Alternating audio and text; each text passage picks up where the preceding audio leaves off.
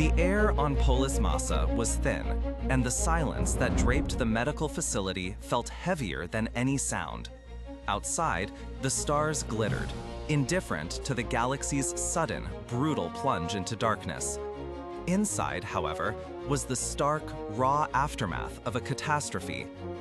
The Jedi Order, millennia old, was a memory. The Republic, shattered.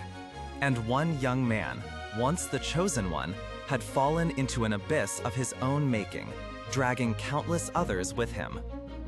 In a quiet corner, away from the frantic, hushed movements of medical droids tending to Padme, sat Obi-Wan Kenobi. His posture was slumped, the weight of the galaxy's sorrow pressing down on him. But more acutely, the personal anguish of a bond severed, a friendship twisted into something monstrous. His eyes, fixed on nothing, held the unshed tears of a man who had just witnessed the destruction of everything he loved at the hands of someone he loved more than life itself, Anakin, his brother. And then there was Yoda, ancient, wise, carrying the grief of 1,000 Jedi lost, a millennia of effort undone in a single horrific night. He stood before Obi-Wan, not as a general giving cold, calculated orders in a war council, but as an elder statesman witnessing the complete devastation of his world and the profound, personal agony of one of his last surviving kin. We often remember this pivotal scene for the difficult decisions made, the division of the Skywalker twins, the planning of the rebellion's nascent spark. But beneath the surface of strategic necessity, something far more profound was taking place. Yoda was not merely assessing a threat.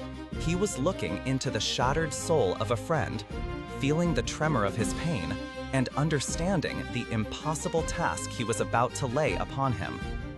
Think of the burden. Obi-Wan had just fought Anakin, believed him left for dead on Mustafar, dismembered and burned, a horrifying end to a brotherly bond. And now, Yoda, with a quiet, devastating finality, says, "Confront him, you must." Imagine that moment. Obi-Wan, utterly broken, his heart still bleeding from the betrayal and loss, is being asked to face that wound again, to finish what he believed he had already done, or failed to do, to confront the living nightmare of his Padawan, his closest friend, who had become a monster. A cold, distant leader might have simply stated the facts. Vader is a threat, you are the most capable. Go. But that was never Yoda's way.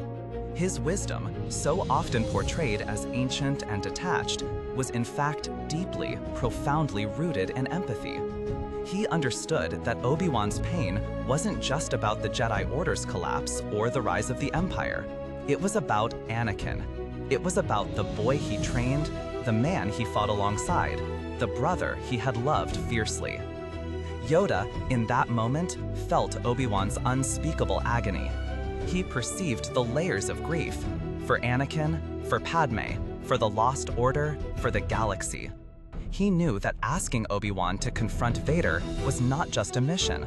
It was asking him to reopen a wound that would never truly heal. He was asking Obi-Wan to gaze into the deepest, darkest mirror of his own failure and sorrow. And Yoda, despite his own immense grief and the weight of leading the remnants of the Jedi, chose to acknowledge that pain, even only through the weight of his gaze and the quiet solemnity of his voice. He didn't offer empty platitudes or forced reassurances. He simply presented the grim truth, but presented it with an understanding that transcended words. The phrase, "Confront him, you must," wasn't a command from a general. It was a heartbreaking plea from a friend to another, acknowledging the impossible, agonizing nature of the task. This ability to feel and understand the suffering of others, even in the midst of his own overwhelming grief, is what truly set Yoda apart as a leader. His wisdom was not cold or distant. It was forged in empathy and a profound love for all life, even life that had been twisted by the dark side. He knew the immense cost of this fight, not just for the galaxy, but for the very souls of those who had to wage it. Yoda didn't just see Obi-Wan as a tool for a strategic objective. He saw his friend, his former student, a Jedi whose heart was being torn apart. And in that shared, unspoken understanding of pain, a different kind of strength emerged. It was the strength to endure, to sacrifice, to carry the heaviest burdens, not because of orders, but because of love. Love for a lost brother, love for the hope of a galaxy. This quiet, profound scene at Polis Massa reveals the true depth of Yoda's character.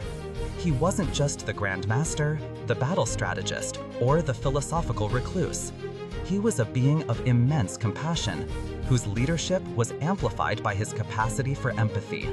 He led not by demanding, but by understanding the silent burdens his followers carried.